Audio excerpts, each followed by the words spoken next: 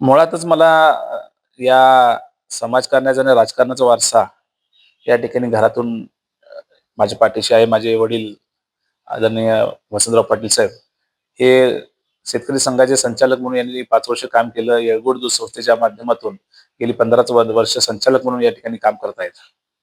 आणि काम करत असताना वडिलांची शिकवण असेल, आजोबांची शिकवण असेल, घराची शिकवण असेल, या माध्यमातून मी काम करत असताना साहेब पंचायत समिती सदस्य म्हणून मी 5 वर्ष काम केलं.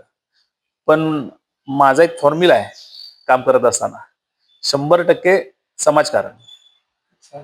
लोक 80% समाजकारण करतात आणि 20% राजकारण करतात.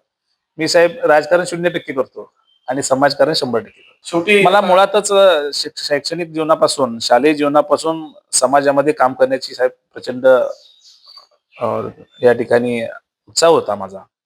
पहिल्यापासूनच मला समाजकार्याची आवड आहे. शाळेच्या जीवनापासून मी शाळेचा जीएस म्हणून काम केलं.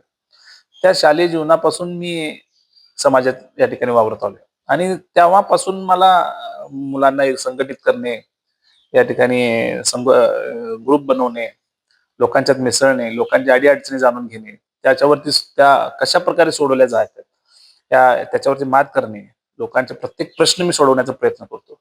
समाजकारण करत असताना प्रत्येक माणूस माझ्यापर्यंत आला, तर त्याचं काम कशा पद्धतीने मला करता येईल, याचं मी सातत्याने प्रयत्न केला आणि मी त्यामध्ये यशस्वी झालो.